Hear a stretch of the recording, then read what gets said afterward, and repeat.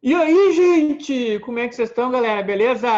Hoje nosso bate-papo vai ser sobre o brasileiro, né? O brasileiro surfa nas ondas da corrupção, né? O que tu acha, hein, Sunda? Não, o jeitinho brasileiro existe ou não existe? Estão Cara, dizendo por aí que o jeitinho brasileiro não existe. O que tu vai, acha disso? vai ser o seguinte, vai ser uma das nossas discussões mais ferrenhas aqui e vai ser um dos vídeos que a galera vai menos assistir porque não tem uma coisa impactante, não vamos falar mal do Bolsonaro. Vamos até falar mal do Bolsonaro mesmo, mas não vai ter uma coisa assim, ó, né? Vamos ver como é que vai rolar. Vem com a gente, Vamos ver. vem Vamos com a ver. Vem. gente. Quem é o brasileiro? É você? É você?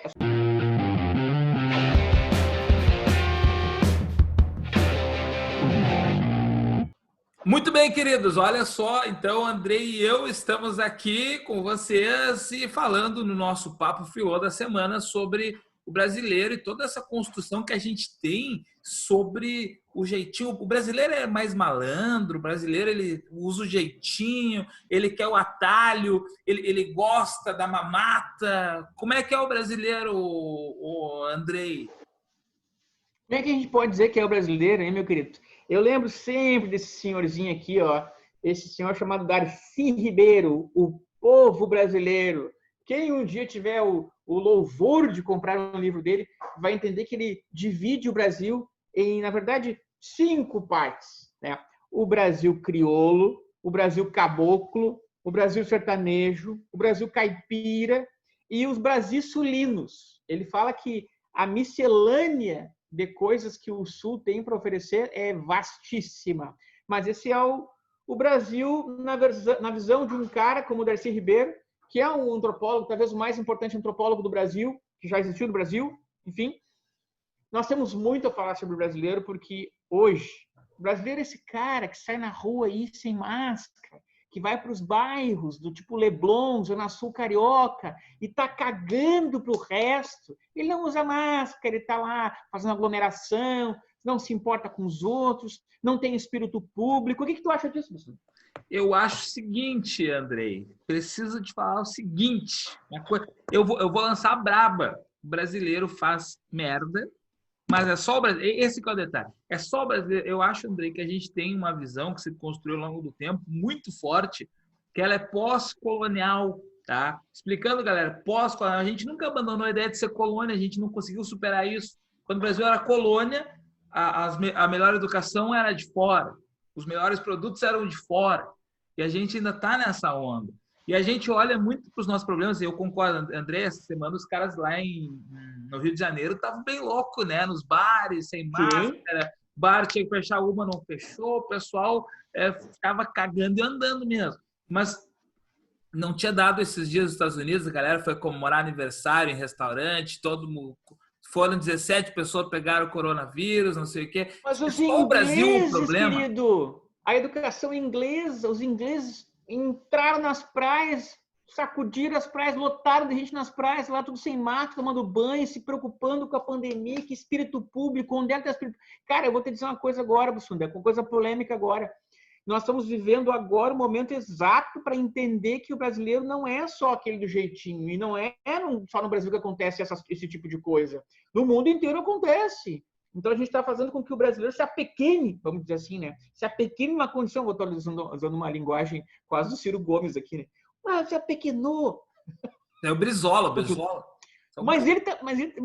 Eu acho que o Ciro Gomes está meio mais brisolista do que nunca. Ele está quase com os trejeitos do Brizola, um Brizola nordestino agora ele quer ser, né?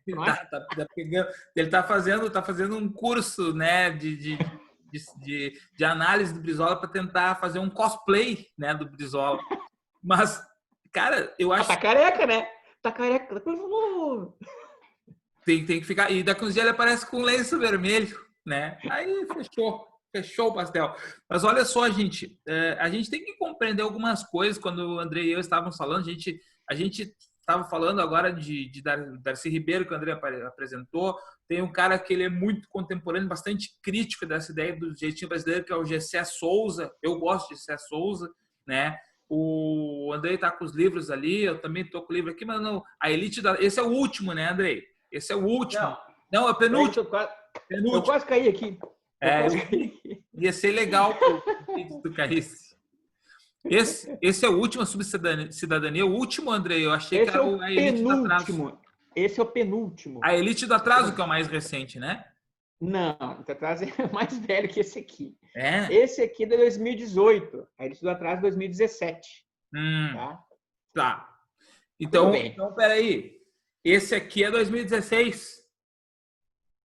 Não sei, olha aí, abre aí, tu vai ver. Ai, Andrei, tu não sabe. Vai, Mas, sim, galera, olha abre aí. só. Esse é o mais Olha novo, só. cara, eu acho, velho.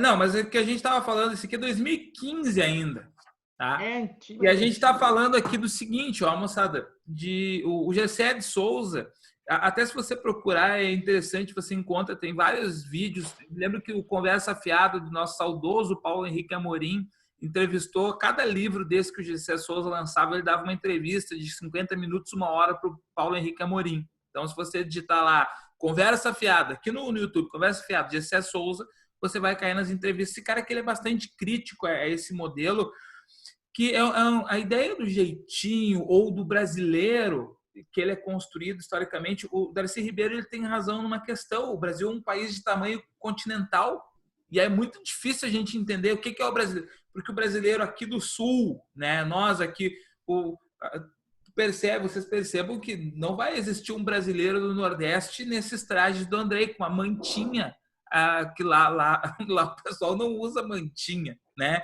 Então a gente tem, por N questões, né?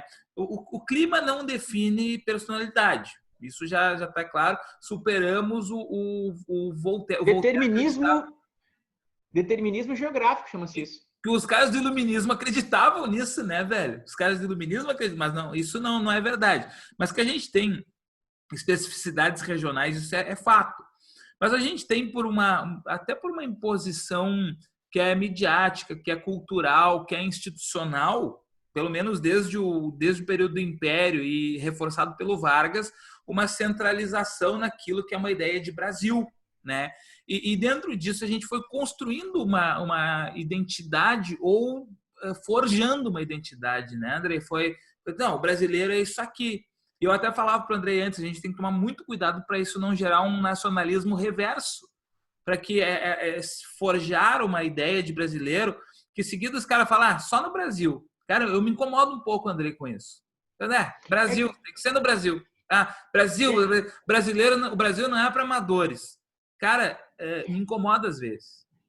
Mas tu sabe assim, cara, tem um amigo meu, um professor, amigo meu, o professor Flávio Villages, né? Professor que viajou pelo mundo aí, né? Enfim, como professor universitário, estudou nos Estados Unidos, viajou para a Inglaterra, estudou lá e tal. Ele fala que ele estava conversando com um cara no voo, até vou citar ele aqui falando sobre isso. Se ele estiver escutando, vendo isso aqui, talvez ele me corrija em algumas palavras que eu vou falar aqui.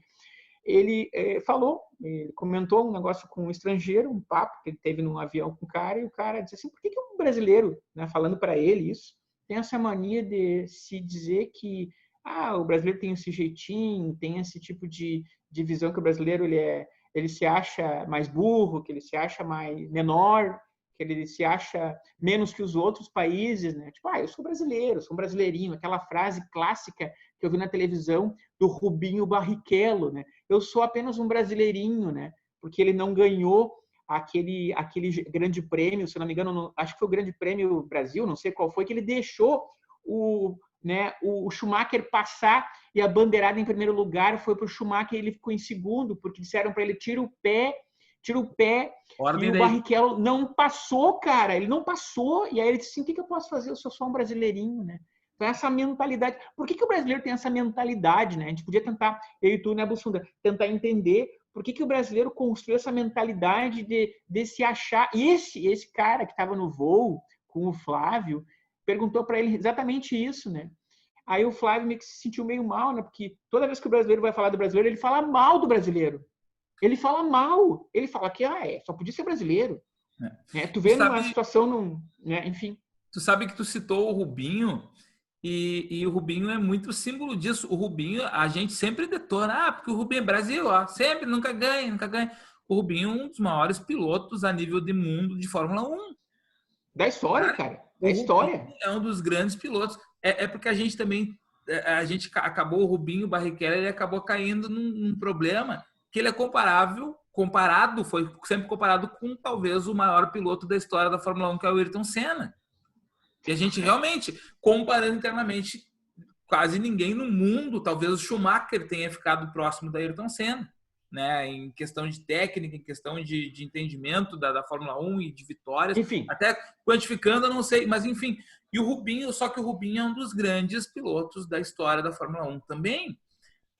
Óbvio, numa escadinha, um degrau abaixo de um Ayrton Senna da vida. Só que ele teve azar, né, cara? O Rubinho o Brasil é assim, o Brasil nunca ganha, o Brasil... E a gente esquece, né, André, que a gente está num país que há poucos anos atrás era a sexta maior economia do mundo. Num país que do hemisfério sul, na metade do século XX, foi o país que mais se modernizou no mundo.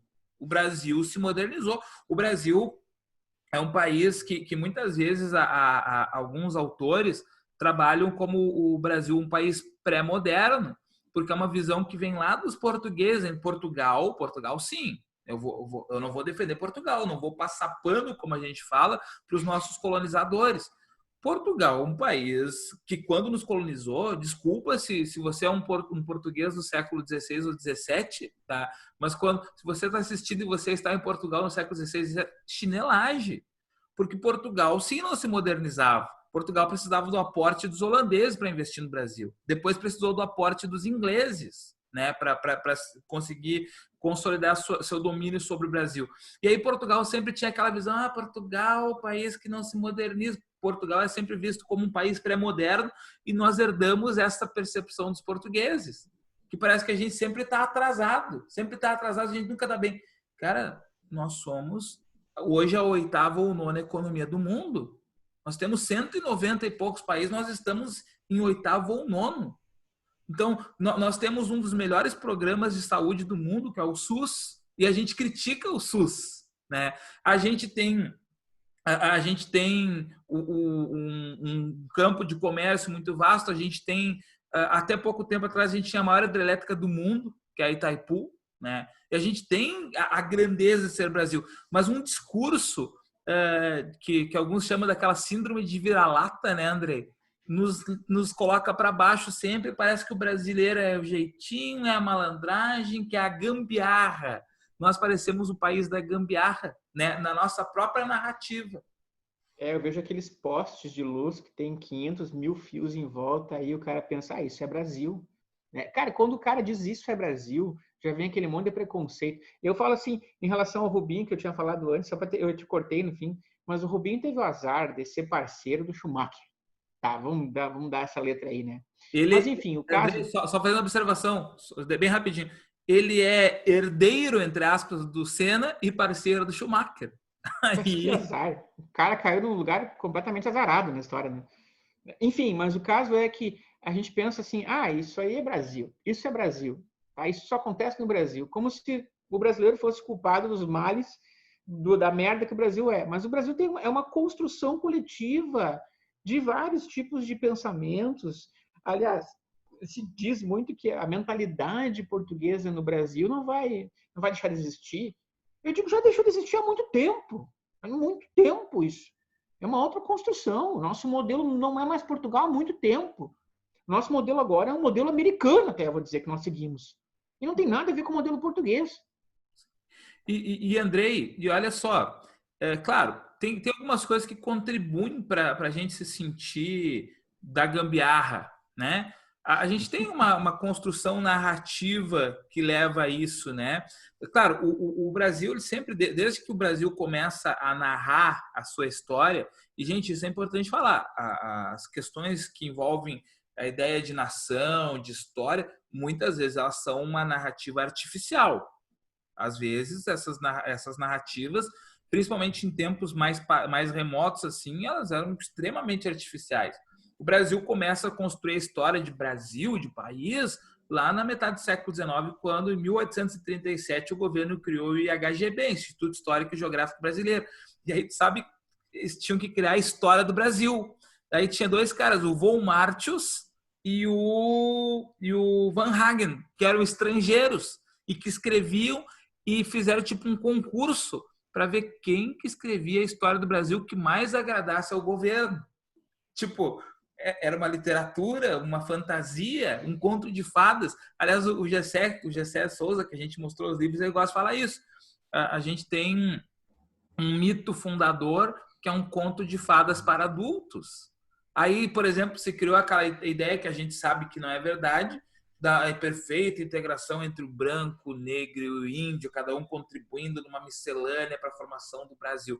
Até no século XIX a gente tinha essa construção idealizada, assim, ó, da Brasil, um país que tem as matas imponentes, e aí os caras colocaram a gente sabe que o verde e amarelo da bandeira são da família Bragança, né? Da família dinastia fundadora do Brasil independente, família lá do Dom João, que veio para cá, e depois do Dom Pedro I, Dom Pedro II, era as cores da bandeira da família deles.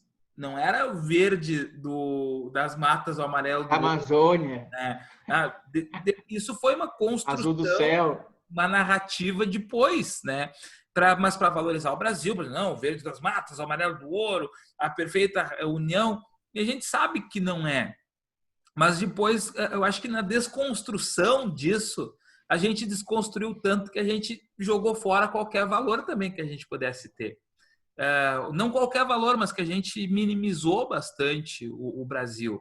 Aí entram essas narrativas que depois o Gilberto Freire e os outros trazem, né, Andrei? Colocando que o brasileiro é do jeitinho, que o brasileiro é subdesenvolvido. Na verdade, o jeitinho veio de uma interpretação a partir de uma homenagem que foi feita ao homem cordial, que é, na verdade, o conceito que o Sérgio Buarque de Holanda cria, né? O homem cordial, aquele homem ambíguo, ao mesmo tempo que ele aceita os estrangeirismos, né? Que ele abre a porta da geladeira para o estrangeiro, olha aqui, eu tenho para comer, pegue e se sinta à vontade na minha casa, aqui está o sofá, sente-se. Essa cordialidade com o estrangeiro, o brasileiro, segundo o Sérgio Buarque de Holanda, sempre existiu no Brasil, mas sempre existiu com europeus, não com africanos agora, que vê haitianos que vêm para cá, que são chutados daqui, que são tratados como cachorros, como pessoas que vêm da Angola, pessoas que vêm de outros lugares para o Brasil, que são negros, tratados como bichos aqui. Até hoje isso acontece. Então, esse negócio de cordialidade não é bem assim. Mas aí que tá. O Sérgio Buarque de Holanda fala que é como se fosse uma faca de dois gumes essa cordialidade. Então, ao mesmo tempo que o brasileiro aceita esses estrangeirismos, ele abraça como se fosse dele, e está na nossa linguagem isso também, na nossa língua portuguesa, essa aceitação de estrangeirismos. Então, isso seria uma das formas de justificar que existe o homem cordial, e ao mesmo tempo ele é tão cordial que ele chega a ser ele cria uma certa intimidade com as pessoas, e essa intimidade, ele usa essa intimidade para se satisfazer financeiramente, ou arrumar uma forma tipo assim, o meu primo é dono da boate. Não, eu tô com a mina aqui, ó, vou falar com meu primo, eu não vou pegar a fila. Então, essa ideia do jeitinho surge de uma reinterpretação do homem cordial do Sérgio Buarque de Holanda, que diz que a cordialidade, ela é aceita até um ponto onde eu posso tirar vantagem sobre ela. Então, o meu tio lá é caixa do banco. Eu vou lá falar com ele, troca um cheque para mim aqui. Mas tem a fila. Mas tu é meu tio, tu é meu parente, né? Aí eu entro numa outra estratégia, eu acho que tu deve ter lido sobre isso também. Já ouviu falar no cunhadismo, Bussunda? Cunhadismo eu não conheço, Andrei. Vamos ver essa expressão, cunhadismo? Não. Bom, isso aí é uma coisa engraçada. O Darcy Ribeiro fala que o cunhadismo criou o Brasil. Cunhadismo. Porque vinham os estrangeiros europeus da Península Ibérica para cá no Brasil, no século XVI, 1510, ali, até a história do Caramuru é uma história de um cunhadismo. Ele chega aqui, né, se amazia com uma índia, e aí ele casa com a índia. Quando ele casa com a índia, ele tem direito de dormir com outras índias, que viram esposas dele. E aí, quando ele faz isso, quando ele casa com uma índia, ele tem um monte de outros índios que viram parentes automáticos dele. Então, na ideia de hierarquia dos índios da época, século XVI e XVII no Brasil, havia essa ideia de que se você fosse estrangeiro, e os índios não faziam um tipo de vamos chamar assim, de não aceitação do estrangeiro. Quando o estrangeiro vinha, trazia espelhos, trazia benefícios para os índios, eles achavam vantajosos e convidavam a filha, né, para casar com o estrangeiro. E quando casava, tu tinha depois um exército ao teu dispor. Então, vários nomes da história portuguesa vieram para o Brasil, casavam aqui, tinham 7, 8, 10, 15, 20 mulheres. E essas mulheres, com seus filhos, aumentavam o parentesco, que virava um exército, que virava, na verdade, depois eles comercializavam esses índios aí. Então, diz o Darcy Ribeiro que essa estética do cunhadismo criou o Brasil.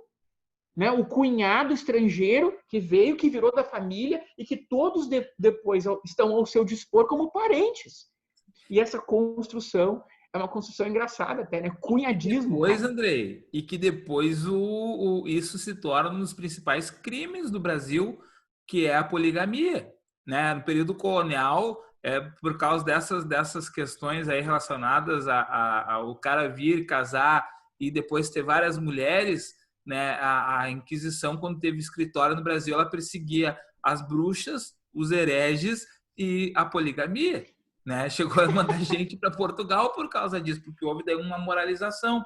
Claro, mas é que tá, não é só por isso, é a questão do poder das terras, pelo poder Sim. do espaço. Exato. Mas aí que tá, Andrei. Uma das coisas que muita gente fala é que o Brasil, até como o Eduardo Bueno, o Peninha, ele colocou naquele livro lá do ano 2000, Náufragos, Degredados e Traficantes, que o Brasil foi formado por isso.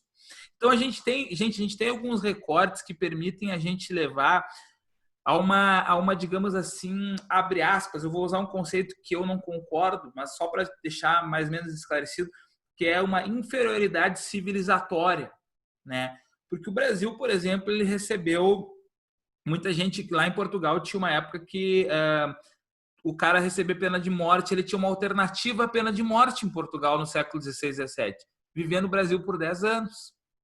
Então, cara, tu é um criminoso lá, que ia ser morto lá, mas tu vem para o Brasil. Quando o Tomé de Souza, primeiro governador, veio para o Brasil, ele encontrava dificuldades em colonizar Salvador. E o Tomé de Souza, o que ele fez? Ele disse, não, vou fazer o seguinte, vou pegar mulheres de má fama, que eram prostitutas, que ele chamava, e trouxe para Salvador, e aí vieram os homens atrás. Cara, e aí tem essas narrativas. Só que aí que está o detalhe. Gente, só no Brasil aconteceu isso. Esse que é o grande... Mas, Bussunda, deixa eu te interromper agora. Porque o Tomé de Souza, está falando do Tomé de Souza. Sim. Há uma ideia, olha só, o próprio João Ramalho, tá, o governador Tomé de Souza, cheio de admiração, desencarta ao rei. Ó, tem tantos filhos, netos e bisnetos e descendentes dele que eu não ouso dizer a vossa alteza. Não tem cães na cabeça nem no rosto e anda 9 léguas a pé antes de jantar. Ou seja, o cara tinha uma família absurda. Porque esse negócio do cunhadismo funcionava também na época, né? Tu tá falando, desculpa, eu te interrompi, tu pode continuar, desculpa. Mas, não, André, olha só, o que eu ia falar, não foi só... Gente, a nossa inocência é tratar isso como sendo um problema brasileiro. Os países vizinhos não tinham relações semelhantes. Nos Estados Unidos, cara, os Estados Unidos, os puritanos chegaram lá, fizeram o pacto do Mayflower em 1620, aqui vai ser uma terra onde não vão perseguir ninguém, não sei o que, chegaram, desembarcaram no Massachusetts, eu não sei falar Massachusetts. Aonde? Massachusetts. Desembarcaram lá e mataram todos os indígenas. Então lá um bando de criminoso, assassino, cruel, a sangue frio.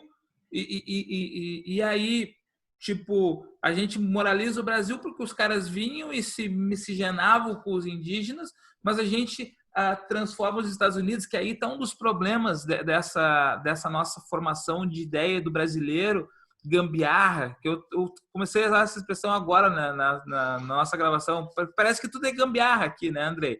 Então, o brasileiro gambiarra, ele parece mais gambiarra porque a gente fica imaginando um Estados Unidos, a gente fica imaginando a Europa diferenciados. Né? A gente imagina que nos Estados Unidos não tem corrupção, que todo mundo lá é tranquilo. Cara, a corrupção nos Estados Unidos, por exemplo, é legalizada em alguns casos. Esse negócio de empresas meter dinheiro na mão de político, nós queremos que você vote nessa emenda aqui no Brasil, isso é crime. Nos Estados Unidos, não. Nos Estados Unidos pode. O lobby político, né, meter dinheiro, botar representantes dos setores das empresas lá dentro do parlamento é legal, não há problema algum. Que inclusive é um debate que tem aqui no Brasil, que muita gente defende que não deveria existir recurso público para as campanhas, que elas deveriam buscar financiamento privado. Setores da esquerda dizem que isso não deve acontecer porque o financiamento privado vai dar margem para o lobby, que é algo legalizado nos Estados Unidos. Eu estava falando para o André antes, eu não me lembro que estado, eu teria que pesquisar. Teve um estado... Massachusetts. Hã? Massachusetts. Massachusetts. Cara, eu não me lembro qual estado. Falei para ti, André, que eles Connecticut. fizeram uma lei esses tempos lá que tinha que ter vegetal na alimentação das escolas. E aí uma empresa transformou o que em vegetal, Andrei? Pizza. Os caras conseguiram meter um dinheiro nos parlamentares do estado lá, ó. Era uma empresa de pizza, não sei, não quero ser injusto, então não vou citar o nome da empresa que eu não me lembro. Uma grande empresa de pizza chegou, não, aprova uma emenda lá que pizza vai tomate. Então transforma a pizza em vegetal pela lei. E, cara, eles transformaram pizza em vegetal pela lei, né? Porque na vida real pizza não é vegetal. Eu sei porque se for vegetal, eu sou plantável. Tu nunca plantou pizza, velho? Hã? Dá em árvore pizza? Daí eu tenho na horta ali no fundo ali tem uma plantação de pizza. Cara, então assim, ó. Mas... Fala, Andrei. Bom, mas eu falar da questão nossa de relação ao brasileiro ainda, tu tá falando essa situação toda que nós brasileiros a gente se sente assim até parece menor que os outros, né? E nessa condição dos Estados Unidos tem um país também corrupto, né? Helmut Kohl, primeiro alemão, foi condenado por corrupção. Então, quer dizer que os alemães, os ingleses, os americanos estão num patamar superior, né? O Gessé Souza, eu acho que tu leu essa parte do Gessé Souza, que ele diz o seguinte, que isso justifica o fato de que o brasileiro não consegue manter, por exemplo, uma estrutura administrativa, já que tudo é jeitinho brasileiro, tudo é gambiarra, não existe um Estado que seja honesto no Brasil. Portanto, se o Estado não é honesto, ou transformar o Estado em desonesto, justifica o fato de que empresas estrangeiras podem vir aqui, chegar no Brasil, comprar as empresas do Estado para administrar. Ah, mas o dinheiro vai embora, como alguns dizem, né? O dinheiro vai embora. Não, mas é melhor que o dinheiro vá embora, mas que o Brasil se livre da corrupção. É administrado por empresas estrangeiras, isso é melhor do que ter uma empresa corrupta que seja o Estado. Tu não acha que isso é enfraquecimento do Estado também? Essa questão do jeitinho brasileiro, essa questão de que o brasileiro se apequena, não justifica o fato de que nós estamos chamando o mundo desenvolvido para vir para cá e administrar o que nós não sabemos administrar? Tu não acha isso? E mais do que isso, né, Andrei? Pega agora, recentemente a gente teve a Lava Jato. A Lava Jato, além de atacar os políticos e, sobretudo, o PT, atacou a Odebrecht, OAS. A Odebrecht é uma empresa gigante brasileira. A Odebrecht é corrupta? O Estado brasileiro é corrupto? Ou existem pessoas corruptas dentro do Estado e dentro das empresas? Por que pensar que vai vir a Volkswagen para o Brasil e a Volkswagen não é corrupta? Cara, até abrindo um parênteses, esses tempos a Volkswagen ela emitiu um pedido de desculpas ao Brasil porque ela apoiou diretamente, explicitamente a ditadura militar. Só que eles estão hoje sendo honestos, 50 anos depois dizendo, nós erramos, nós apoiamos a ditadura militar. Então, que empresa é essa? Se existe uma empresa que é orgânica, que é viva, ela apoiou a ditadura militar. Agora, a gente tem que entender que existiram agentes dentro da empresa que apoiaram a ditadura militar. Assim como existem agentes dentro do Estado que apoiam a corrupção e outros não. Cara, uma coisa que é muito importante falar, que a gente aqui no Brasil, a gente tá fugindo do tema o brasileiro, a gente está entrando nas estruturas. Cara, as instituições, elas servem justamente para controlar essas coisas. A lei sendo seguida, a lei deve se estabelecer para controlar a corrupção. Isso em todo o lugar do mundo. Quando a gente questiona, diz que o brasileiro é corrupto e não adianta, que ele não vai saber gerenciar, e daí a gente transforma o Estado em corrupto, cara, e aí a gente abre para os estrangeiros, a gente deixa de acreditar numa possibilidade qualquer de transformação do Brasil. A gente tem que entender, nós temos problemas estruturais graves, que tem a ver com a educação, né?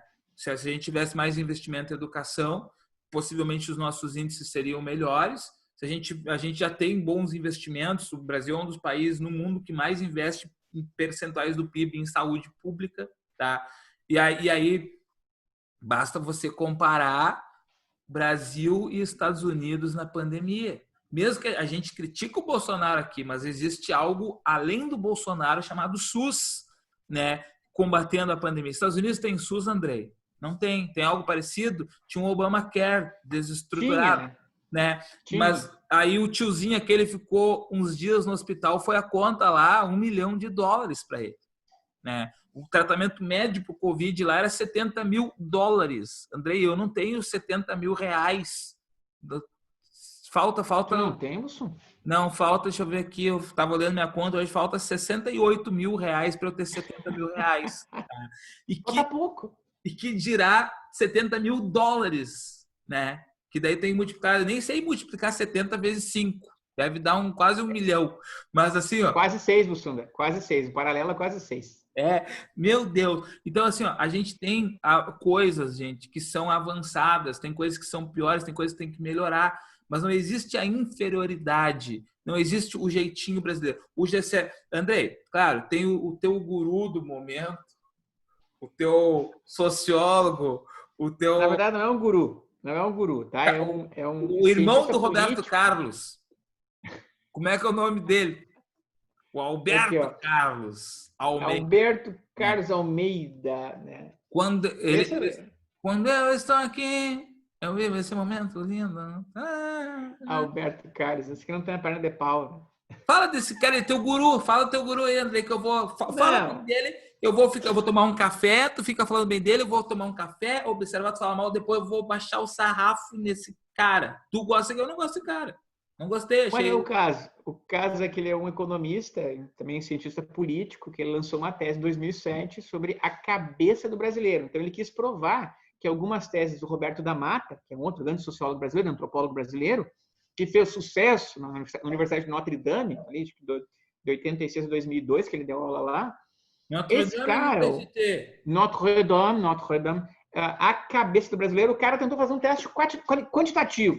Ele foi entrevistar o Brasil, uma equipe, né, de cientistas, estudantes, alunos e tal, para tentar verificar o que o brasileiro é na verdade. Aí, olha só o seguinte, ele chega às seguintes conclusões aqui. O que é o brasileiro, segundo a pesquisa aqui, eu vou colocar rapidinho aqui, só a tese aqui, rapidinho, por favor, me perdoem o tempo, eu vou colocar aqui rapidinho, tá? Ele está agradecendo aqui as pessoas. Tá faltando tempo, tá rolando o tempo. Mas como nós estamos aqui no nosso canal, a gente tem liberdade para dizer. Bom, enfim, aqui, ó. Quais são as características do brasileiro? Isso em 2007, gente. Então, vamos situar aqui o tempo. O brasileiro mudou bastante de 2007 para cá. A gente pode dizer de maneira bem clara. Tá? Aconteceram várias coisas no Brasil que mudaram o Brasil. Mas ele diz que o brasileiro, em geral, apoia o jeitinho brasileiro, que ele é hierárquico, que ele é patrimonialista, que ele é fatalista, que ele não confia nos amigos, que ele não tem espírito público, que ele defende a lei do talião, que ele é contra o liberalismo sexual, que é a favor de mais intervenção do Estado na economia e é a favor da censura. Então, ele tenta provar isso nesse livro. Todos esses itens que eu falei aqui agora. E um dos itens que foi polêmico aqui, ó, que o Bussunda contestou, e agora eu quero dar voz ao Bussunda, na contestação dele aqui, ó, é sobre o patrimonialismo brasileiro. Tu sabe que eu vou matar esse teu autor na conversa aqui. Tá, mas aqui tá. Vamos colocar aqui a tese. Olha só a tese do cara. A tese é a seguinte: as pessoas de escolaridade mais alta tendem a ser menos patrimonialistas do que as de escolaridade mais baixa. O que tu acha disso, Bussunda? Olha aqui, eu tô anotando. A escolaridade mais alta, menos patrimonialista. Escolaridade mais baixa, mais patrimonialista. Tá errado. Tá? O irmão do Roberto Carlos tá errado. Cara, gente, é sério. Primeiro, Andrei, eu vou explicar o que é patrimonialismo, que uma galera às vezes não sabe. Eu mesmo, quando era jovem, quando tinha a tua idade, assim, eu achava que o patrimonialismo era o cara que queria juntar dinheiro, ter patrimônio, tá?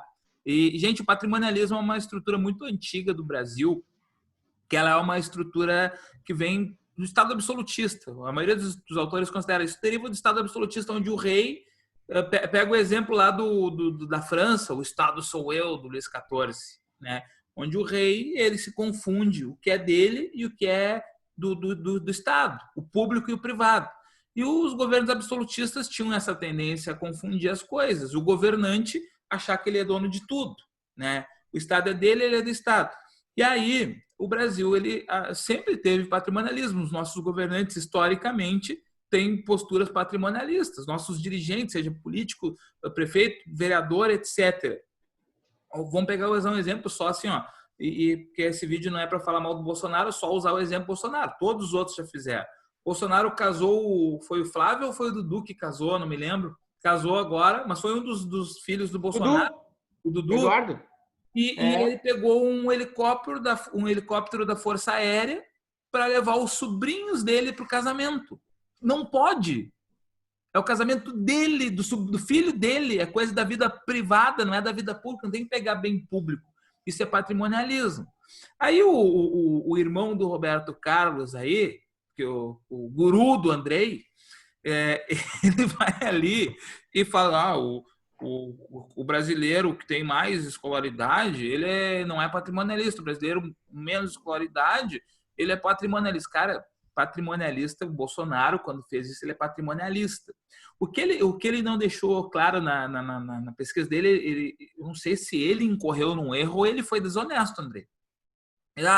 O brasileiro, ele fala também que o brasileiro mais pobre também tende a ser patrimonialista, né? Sim. Cara, o que é, na verdade, é o seguinte, não é que o brasileiro com menos escolaridade, com menos recurso econômico, ele é patrimonialista. Ele tende a aceitar o patrimonialismo. Patrimonialista é o cara que... O Bolsonaro foi patrimonialista. O Lula, quando se fez desvio lá, não sei o quê, ele foi patrimonialista. Mas... eu concordo contigo que o Brasil tende a ser mais conivente. Conivente. O Zé Povinho não consegue ser patrimonialista, ele pode aceitar por não ter entendimento do que é cidadania, do que é governo, do que é Estado, do que são essas coisas por questões educacionais. Agora, tu dizer que o pobre é patrimonialista, cara, o pobre é o que se quebra para pagar a conta de 60 pila que ele tem ali na loja Renner para não entrar no SPC. O pobre não é desonesto. O ser patrimonialista é ser desonesto. Tá? E o pobre não é. O pobre, por não entender, não é nesse mesmo livro que ele fala que o analfabeto ele acha que o político pode usar o cargo para fazer o que ele bem quiser e tirar proveito para a vida pessoal dele? Sim, é por falta de entendimento do que é cidadania. O pobre não é patrimonialista. O rico com boa educação é patrimonialista. O teu autor, Andrei, sabe o que ele está trabalhando? Ele está trabalhando com o conto de fadas para adultos que o Gessé de Souza fala. O Gessé de Souza fala esses caras...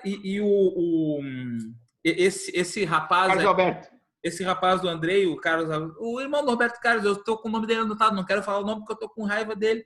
Então, assim, esse rapaz aí quer defender... O pobre é mais conivente com o patrimonialismo, é isso que eu quero dizer. Agora, ele não está dizendo isso. Mas teu autor não disse isso.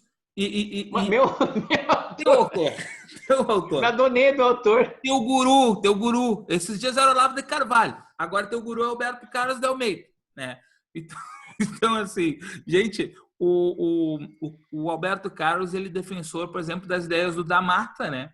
Que o Damata, ele é um grande intelectual brasileiro. A gente não pode negar, nem estou negando a intelectualidade do Alberto Carlos também, né, Andrei? Eu só não estou concordando com a postura dele. Que existe uma coisa que é concordar ou discordar, outra coisa é desautorizar o cara, né? O Damata é um cara que nos anos 70, 80, ele defendia essa ideia do jeitinho brasileiro, né? Claro. Dizendo dando a entender que o Brasil, como é um país pré-moderno, é um país que as pessoas não conseguiam de outra forma, a não ser através do jeitinho, dessas coisas que historicamente a gente foi herdando. Só que o Brasil... É a malandragem. A malandragem. O acochambre, a malandragem, o jeitinho. Gambiarrismo. Vamos usar esse termo, gambiarrismo. Tá? Andrei, só que nos anos 70, mesmo que eu não concorde com a ditadura militar, o Brasil era um dos países que mais crescia no mundo.